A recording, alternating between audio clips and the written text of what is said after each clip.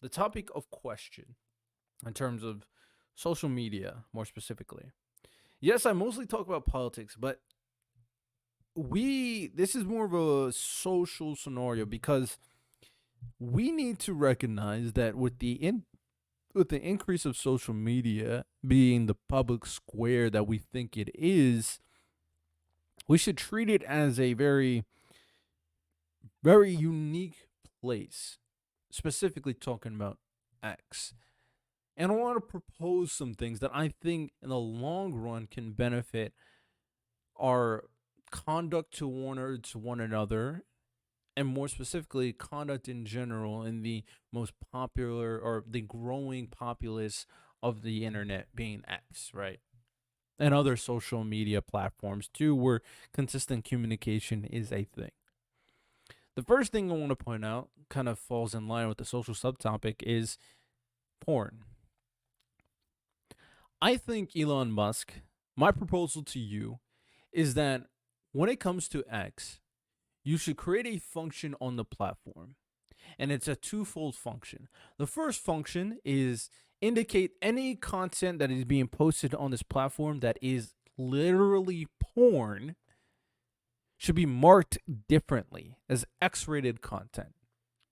And the second function is if you as a user, and I don't even care if you do this. Honestly, I don't even care. Make your buck.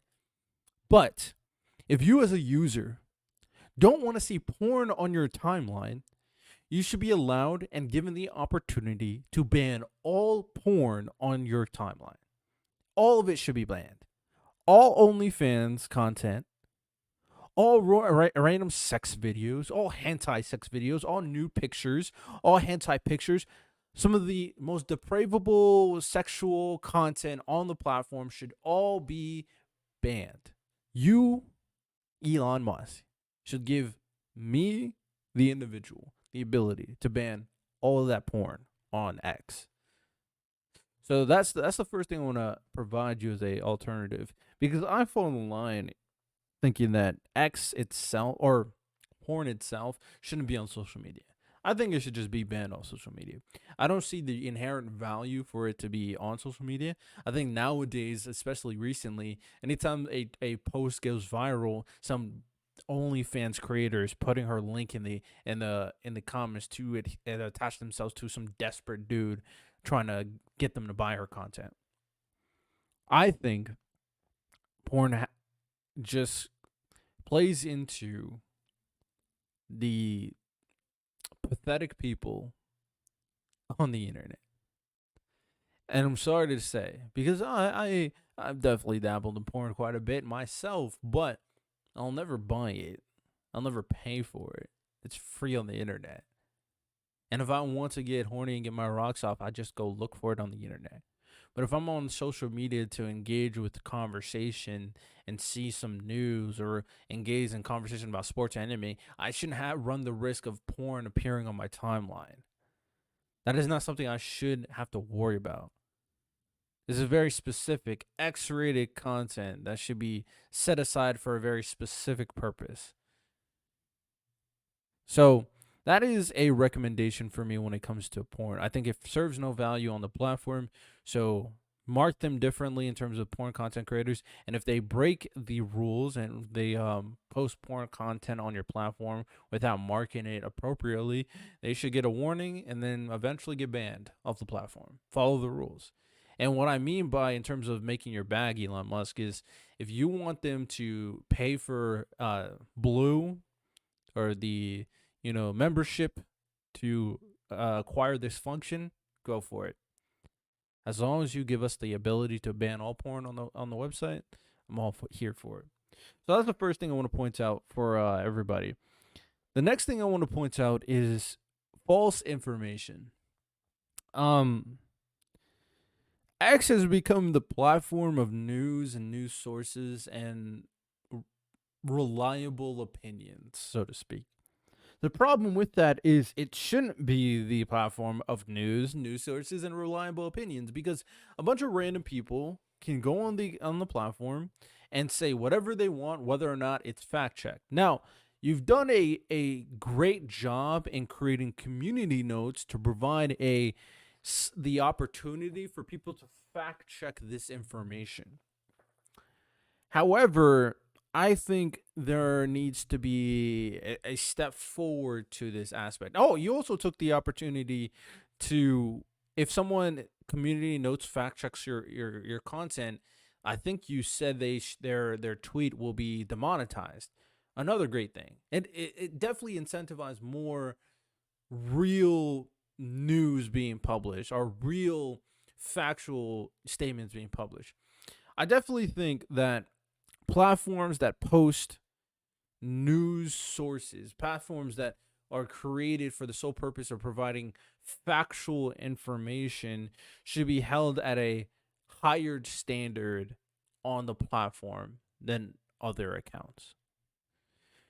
Because the problem is that people will post things on the platform, either clickbait pieces or just straight out opinions that have no factual basis. It'll go viral, and people just, for some reason, just think it's 100% truthful because it aligns with their innate biases automatically.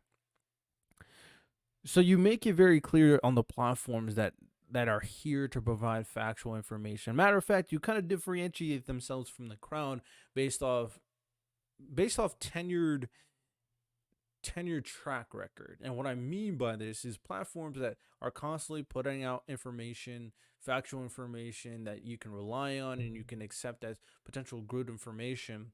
Not only do obviously they're gonna get known as a probably a member with a check mark, but also there's another function to this platform as a reliable source to have information that you can trust.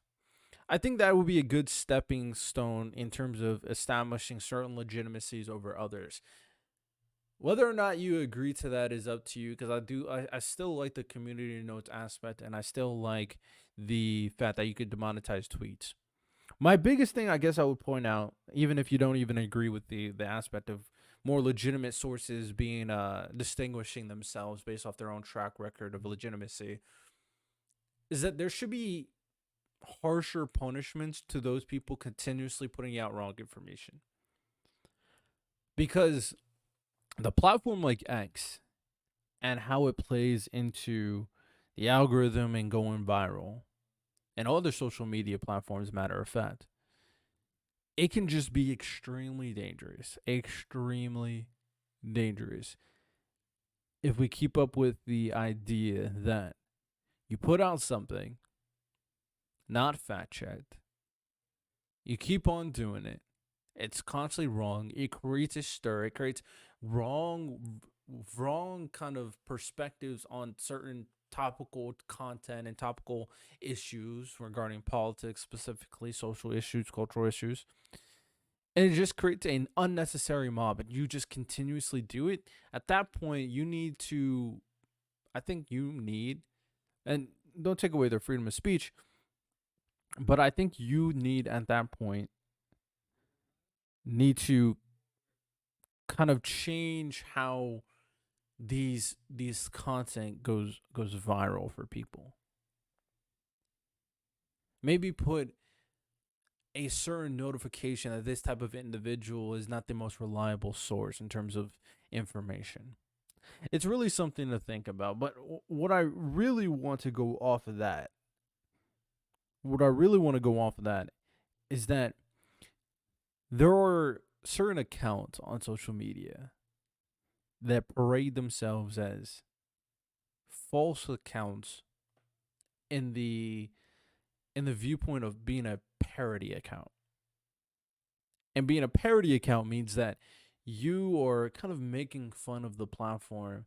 You use their likeliness. You maybe put parody in the description, but on the first glance on the timeline, you put information that people are going to think real. You have a check mark and everything. What I think you should do for these individuals that are parody accounts, I know you put out there that if you don't have a parody account, then you won't be blue marked or something like that. These accounts need to be extremely different from a legitimate account. And I'm serious. Because these parody accounts are way too dangerous to just let live. They just keep on putting out false information. So basically, they do what I said latter, but it's okay because they say it's a parody account. No, when a user sees their account right from jump, they should know from first looking at it, not having to click on their account and go on to see if they're a parody, because not everybody does that. That's unrealistic. Not everybody's going to click on the account to see if it's a legitimate account. From jump, right on the timeline, it should say parody in front of their name, or it should have like a badge that says parody. So all everybody knows that I don't have to take you seriously. Because the reason why accounts like this are successful is not because they're just making fun of people. It's because sometimes they think the stuff that is being sent is real and they just keep on retweeting what they're saying. It's like, oh, this is real. This is interesting. So that is a big thing that these parody accounts benefiting off of this situation should be made extremely different compared to normal accounts. So the last thing I want to kind of point out is that when it comes to social media, yeah, I think we have a function that we should allow porn or not on the platform, um, to disable it. I think in addition to the parody stuff, I think we should allow the whether or not we want parody counts on our timeline as well. So porn accounts and parody accounts are just different types of accounts. I think the legitimacy of making sure that factual information is on the timeline and certain people get harsher punishments for constantly putting out wrong information to manipulate the people should definitely be in the conversation. But more so than anything else, these public squares meant supposed to be meant for adults, right? I think as of right now on social media, it's bad on TikTok where kids are just on that, no problem. But on social media, we know that kids are going to go on it because some of the parents don't really care to check what their kids are doing. So you make a verifiable way for children and teens not to appear on X, but make a children and teen version of the platform for them to utilize. I think that is the best case scenario in this situation. You verify their age. If they're an adult, obviously they can use the normal platform. If they're not, they can use the child version, a more heavily moderated version to ensure that they are not seeing some of the most grotesque things on the internet. I think that is the best way to go about it because we got to recognize that a lot of parents are still learning how to deal with social media, and they're going to in general just allow them to utilize their phone, and the kids are going to download Twitter, put a fake age and go on Twitter and just do whatever. So you create a verifiable way to determine age. You create a child and teen version, kind of similar to YouTube, where they have a kids YouTube version, and just allow them to go on there, chat with their friends, and have fun. I think that is the solution that we have to go by. We have the adult version, we have the kids version. All these tools won't limit free speech, but they will make it more organized in terms of the content that you are kind of going through. Children and teens will be able to have their own space to kind of communicate with one another. The parody accounts that provide no inherent value other than just bland entertainment will be a very specific type of account. Porn that has no value either will not lose their way, but also have very specific accounts.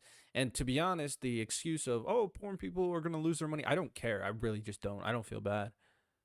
I don't need to see your content on my timeline just because you need to make money off of these weirdos. If those weirdos want to keep their timeline filled with porn, let them. But the natural public shouldn't have to worry about you walking across a public square and this random woman getting fucked in the middle of the street. That shouldn't be a thing. X is supposed to be a public square, right? That shouldn't be a thing. I shouldn't walk in the on the public square and see someone disguised as someone else telling false lies. It's not something I should have to see. Or telling lies or telling falsehoods. So make it a true public square. Make it a place where people will be able to engage in ideas on the platform. I think you're doing a great job in a lot of different ways, making it to be able to call, getting spaces that have grouped up conversation, and those different ways. Community notes is a great idea as well. But this is just kind of the next step. So Let me know what you guys think about it. Of course, that's all we got for today. If you guys enjoyed the episode, rate it 5 stars on Apple Podcasts and Spotify. Go to the website www.purplepoliticalbreakdown.com to go and check out all the content, all the socials. Hope you all enjoy. Y'all have a good one. Take care and peace. If you want to watch the full episode of this podcast, make sure you go on Roku TV and watch it on the Planet X network, where you can watch the full video version for the podcast. Again, go to Planet X Network on Roku.tv to watch the full version. I hope you do enjoy. Of course, you can still listen to the full audio version on Spotify, Apple Podcasts, and any other podcast platform you listen to podcasts.